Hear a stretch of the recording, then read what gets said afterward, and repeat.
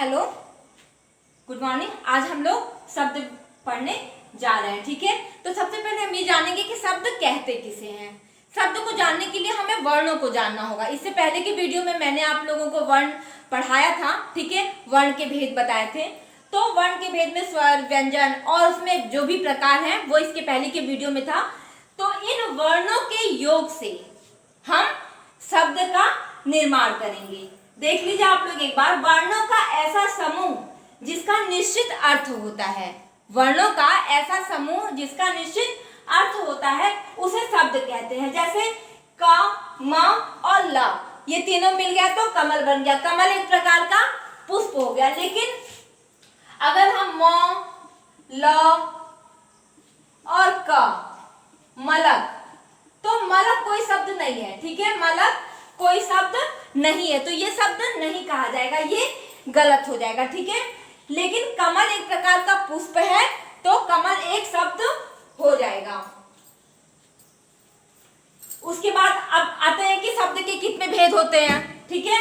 तो शब्द के मुख्यतः 5 भेद होते हैं, ठीक है। तो अभी हम इस पे पहला और दूसरा भेद पढ़ेंगे। इसके पहले का जो ये 3, 4 और 5वां भेद है, ये इससे पूर्व के वीडियो में मैंने आप लोगों को बताया है। तो आज हम पहला और दूसरा भेद पढ़ने जा रहे हैं। वाक्य के प्रयोग के आधार पर शब्द के भेद, जो हम वाक्य बोलते हैं, जो हम बातचीत करते हैं एक दूसरे से, अपने भावों का आदान प्रदान करते हैं, ठीक है, उसके आधार पर शब्द के 2 भेद होते हैं। पहला है सार्थक शब्द और दूसरा है निरर्थक शब्द।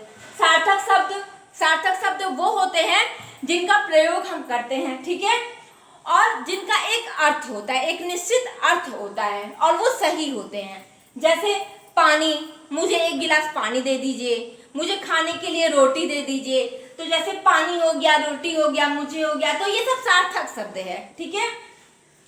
लेकिन इन्हीं सार्थक शब्दों के साथ हम कुछ और शब्दों को ऐड कर देते हैं, ठीक है, तो वो निरर्थक शब्द हो जाता है, उसका कोई अर्थ नहीं निकलता। जैसे जब हम कभी कभी क्या कहते हैं, अरे कुछ पानी वानी मिलेगा कि नहीं, तो पानी के साथ हम वाणी का प्रयोग करते हैं। तो जो ये वाणी शब्द है इसका कोई अर्थ नहीं होता है, इसका कोई निश्चित अर्थ नहीं है, वो केवल पानी के साथ हम ऐसे यूं ही बोल देते हैं, तो वो निरर्थक शब्द हो जाता है। जैसे रोटी वोटी, अरे रोटी वोटी मिलेगा कि नहीं, तो रोटी के साथ हम जो वोटी का प्रयोग करते हैं तो वोटी क्या है, निरर्थक शब्द है।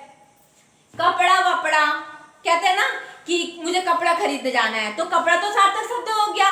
लेकिन कपड़ा वपड़ा, अरे कुछ कपड़ा वपड़ा खरीद लिया जाए, कपड़ा के साथ वपड़ा का जो हम प्रयोग करते हैं वो निरर्थक शब्द होता है।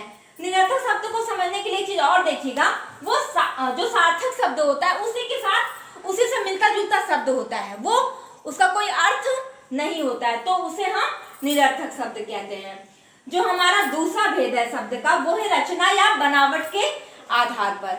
यह महत्वपूर्ण है और इसमें विद्यार्थी जो है वो थोड़ा सा कंफ्यूज हो जाते हैं। जैसे रूढ़ शब्द, रूढ़ शब्द क्या होता है, सार्थक शब्द ही होता है। रूढ़ शब्द जो होता है वो सार्थक शब्द होता है, बस एक अंतर इसमें होता है कि इसके हम टुकड़े नहीं कर सकते। जो रूढ़ शब्द होते हैं उनके हम टुकड़े नहीं कर सकते हैं। जैसे पेड़, पेड़ का हम टुकड़ों में नहीं बांट सकते हैं, ठीक है। पेड़ को अगर हम टुकड़ों में बांटेंगे तो किसी का कोई अर्थ नहीं होगा। जैसे पे हो गया प्लस ड़ा, ठीक है, तो इन दोनों का कोई अर्थ नहीं निकल रहा है। या फिर पुस्तक, ठीक है, करेला, इसका कोई अर्थ नहीं निकल रहा है। तो जिसका कोई अर्थ, टुकड़े करने पर जिसका कोई अर्थ ना निकले वो रूढ़ शब्द होते हैं। याद रखिएगा, टुकड़े करने पर, संधि विच्छेद करने पर यदि वो चीजें नष्ट हो जाए, वो शब्द नष्ट हो जाए, उसका कोई अर्थ ना निकले, तो वो रूढ़ शब्द होते हैं। दूसरा है हमारा यौगिक शब्द। यौगिक शब्द वो शब्द होते हैं जिनका संधि विच्छेद करने पर, ठीक है, जिनका संधि विच्छेद करने पर जब हम उनको 2 अलग अलग शब्दों में बांटते हैं, ठीक है, और उन दोनों शब्दों का एक विशेष अर्थ, अलग अलग अर्थ निकलता हो, तो उसे हम यौगिक शब्द कहते हैं। जैसे विद्यालय हो गया, मान लीजिए, तो विद्यालय का हम संधि विच्छेद किए, विद्या धन आलय, विद्या मतलब ज्ञान, ठीक है, आलय मतलब स्थान, तो विद्या के लिए स्थान मतलब विद्यालय, ठीक है। इसी तरीके से हो गया परोपकार, दूसरे परोपकार का भी जब हम संधि विच्छेद करेंगे पर धन उपकार, तो दोनों का अर्थ निकलेगा। तो याद रखिएगा, रूढ़ वो शब्द होते हैं जिनका संधि विच्छेद नहीं किया जा सकता है, या संधि विच्छेद करने पर वो शब्द नष्ट हो जाएगा, उसका कोई अर्थ नहीं निकलेगा। और यौगिक शब्द में क्या होता है कि संधि विच्छेद करने पर दोनों के अलग अलग अर्थ निकलकर सामने आते हैं। तीसरा है हमारा योग रूढ़ शब्द।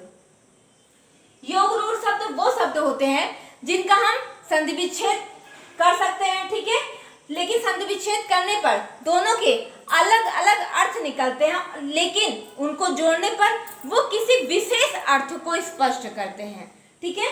जैसे पीत धन अंबर पीतांबर, पीत धन अंबर, पीत मतलब पीला, अंबर मतलब वस्त्र, पीला है जिसका वस्त्र अर्थात विष्णु भगवान, ठीक है। दशानन पंकज, ठीक है। तो और योग रूढ़ शब्द अक्सर क्या होता है, हम लोग बहुब्रीहि समास पढ़े थे, इसके पहले की वीडियो में समास पढ़े, उसमें बहुब्रीहि समास। तो योग बहुब्रीहि समास के जितने उदाहरण हैं वो योग रूढ़ शब्द होते हैं, ठीक है। तो ये चीजें आप लोग याद कर लीजिए, देख लीजिए। मुझे उम्मीद है कि वीडियो आप लोगों को पसंद आया होगा। धन्यवाद।